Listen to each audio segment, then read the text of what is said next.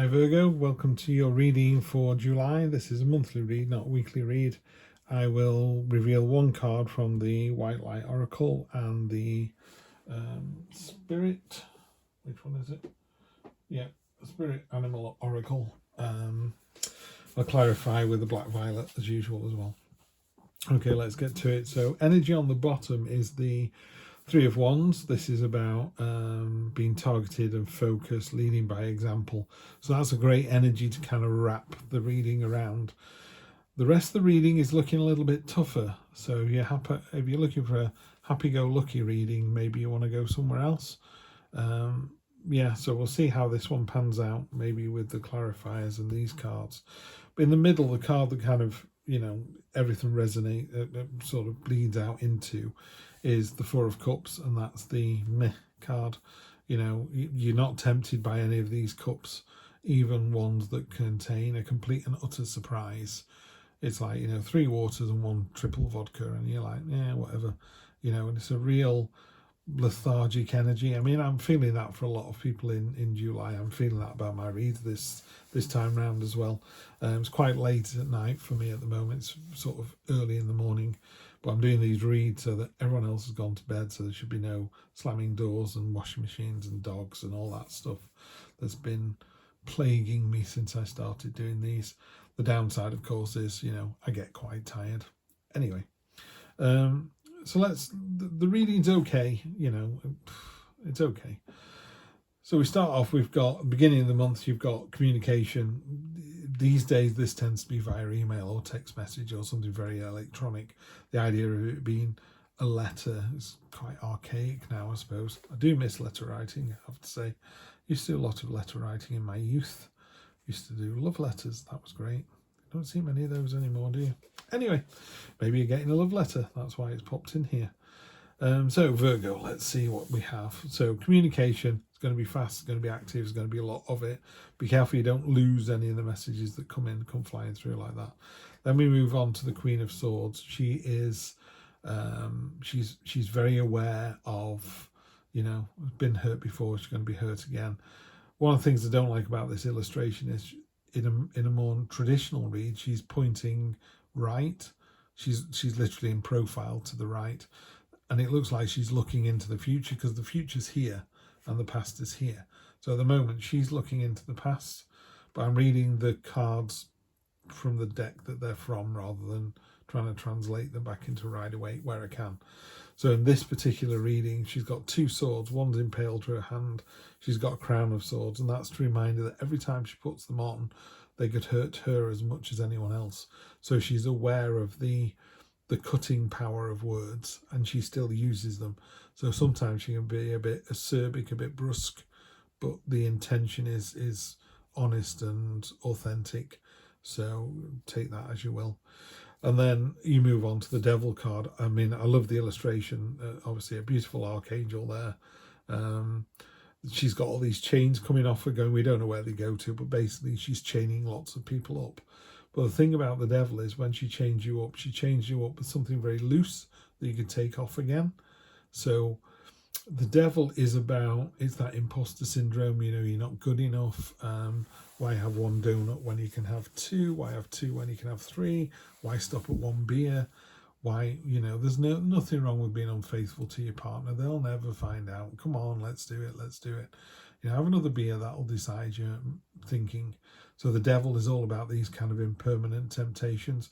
No one ever feels better from 1 last beer, 1 last donut, 1 adulterous affair. It's like, if you're supposed to be with that person, then have the balls to, separate from your partner, get it all closed off, and then go off on the adventure with someone else. I'm not telling someone that they should get married when they're 17 and stay together till they're 100. But if you are going to play the field because you don't love your partner anymore, then yeah, have the balls to finish that relationship before you start a new one. Anyway, I'm not a marriage counsellor, guidance counsellor, so take that with a pinch of salt. Middle of the month, we've got a much better card, the Three of Pentacles. And again, in this one, we've got one's dropping seeds on the ground, one's dropping water, one's dropping soil, and that's growing an oak tree. And obviously, oak leaves in the tarot are about knowledge, But the other thing about oak trees is they're very slow growing. So you're looking at something that you're going to plant and your children won't sit in the shade of. You certainly won't. Your children won't. Your grandchildren might, but probably not. So it's a real long-term strategy. So here there's this, maybe there's a feeling from you that it's like, oh, I've got to work with this team and I've got to work with this team for a long time, or I've got to bring the in-laws round to my way of thinking. And you know it's going to take a while, but that's okay. You know, we have time on our side. You'll be okay with this, Virgo. It's going to be fine. It's just going to take a while. The results are great and everyone can see, you know, you imagine if you did plant an oak tree, once it's about 3 or 4 feet high, yeah, no one's going to sit under its shade and go, oh, check you out growing an oak tree. How amazing is that? One day it'll be bigger than the house. Yeah, it will. You know, great energy. And in a work relationship or even a personal relationship, this is the synergy of 2 and 2 making 3. You know, isn't it a far better life with you and your partner? You know, 2 people can live in a house as cheaply as 1. You're only heating 1 house, aren't you? And if you get on with each other, even better. So we've done the card in the middle, the 4 of Cups. You know, this me can't really decide. And you end up at the 6 of Swords. And the 6 of Swords is a card of sailing away from one situation to a better destination. But it does warn you that you're still taking your burdens with you. So when you get to this new destination, this new country, maybe you're moving to, you know, my classic option is always you move to New Zealand.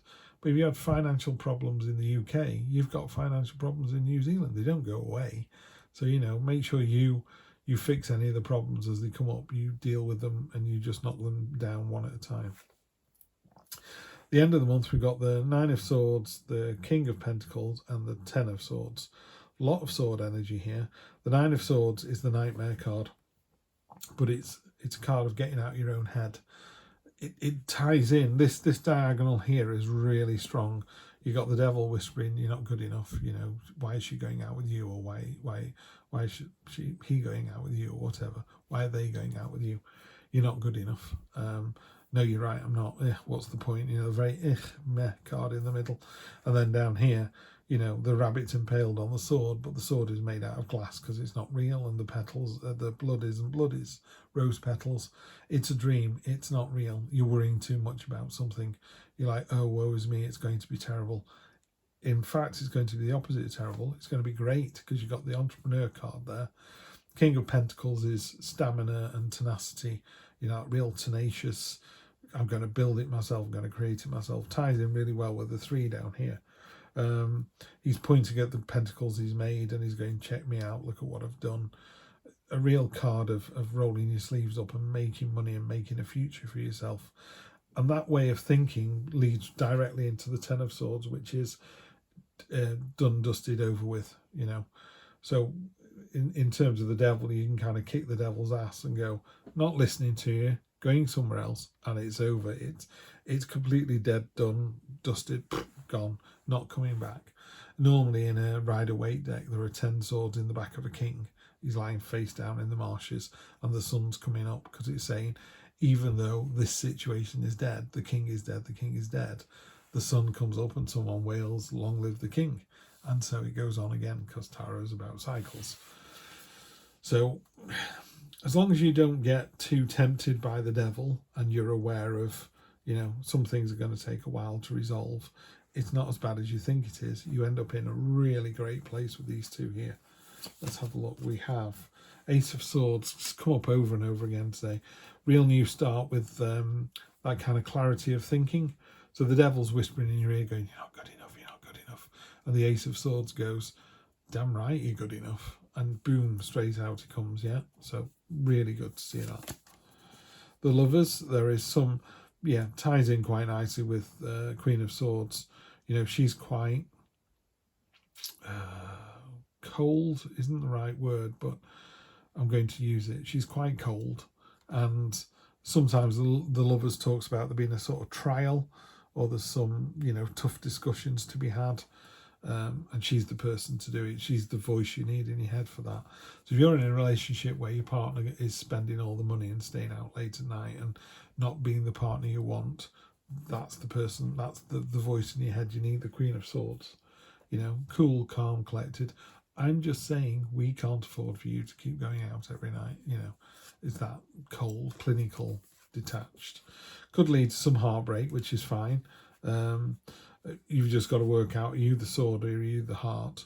If you're the heart, you've had your heart broken before, you'll have it broken again. You just need to learn, are you always going out with the same kind of person and they're always doing the same thing and letting you down?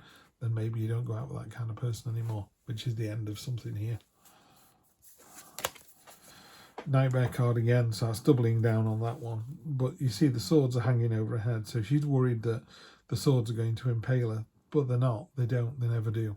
Yeah, you just get out your own head. Get rid of the devil. It's just talking nonsense. Yeah, it's slow and steady. You're not going to make a decision this month on whatever it is that's holding you back. The Knight of Pentacles is, yeah, let's go for it, but let's just think about it first. Very slow and steady wins the race. Eight of Swords keeps coming up on top of that 6. So you're sailing to another destination, but your burdens are still there. You've still got the blindfold on. And the Eight of Swords talks about it being what's the word? You're constricted by your own mind. No one's tying you up. You've tied yourself up. You put your own blindfold on. Rub up against those swords. Cut the blindfold. Cut the straps off. Take the blindfold off and get on with your life. Sometimes people like to sit in a corner going, "Oh, woe is me, woe is me." It's like, no, it's not woe is you. Just get on with it. Page of Pentacles, yeah, new start. Now, there's a bit more movement after the Knight of Pentacles. The Knight of Pentacles is just clip-clopping along. The Page of Pentacles has got a bit more about her. She's like, come on, let's do this. We know what we want to do. King of Pentacles is there. There's the entrepreneur. There's the idea. Let's do this. Three of Wands, yeah, entrepreneur on top of entrepreneur. Interesting. The Three of Wands is your ships coming in. You sent them out with the Two of Wands to see the world, to go and sell all your wares. Now they're coming back with, holds full of gold. So, yeah, very abundant, really good place to find yourself in. The Ten of Swords has got the Justice card on top of it. Really simple. The Justice card is in the cold light of day. You will be judged. Make sure you did the decent thing. I get the impression, Virgo, that you are doing the right thing. You know what this reading is about. To me, it's a general reading to all the Virgos that come here. So I don't know if this is about your boyfriend, if this is about your job, if this is about finances, but you do. But very definitely in the cold light of day, make sure you've done the decent thing. It's not good. I don't think it's going to resolve this month, actually, which sounds like a long time, the whole of July. I just get the feeling in July there's a lot of people away. There's a lot of see you next week, or I'm not around next week either. See you the week after. And before you know it, we're into August. A lot of people away in August as well. So it's probably going to be a quiet read then. This your spirit guide is the Scarab Beetle. Magic works through you. Like to see that. This one I'm going to read straight out of the book because I only got this deck less than a week ago. So I'm just using it tonight with these readings. So I'm going to have to read out of it. The Magnetism of Eros. Oh, that's number 1. So that should be easy enough to find. That looks a bit saucy. Shall we see what's happening for you, Virgo? Trust Virgo to get that one. Sorry, I'm just speaking out loud here. Just talking with yourselves. Here we go. Oh, that's nice. Trust in what your heart yearns for without concern about how it will manifest. I like that. Take steps towards that which moves your heart. Reach out for what your soul wants and needs. Allow yourself to be vulnerable, for only then can you be truly held. That which appears out of reach or unavailable to you is closer than you realise. I think that might be the bait title, Closer Than You Realise. Virgo, have a fantastic July, and I will see you on Wednesday for the weekly read. Take care.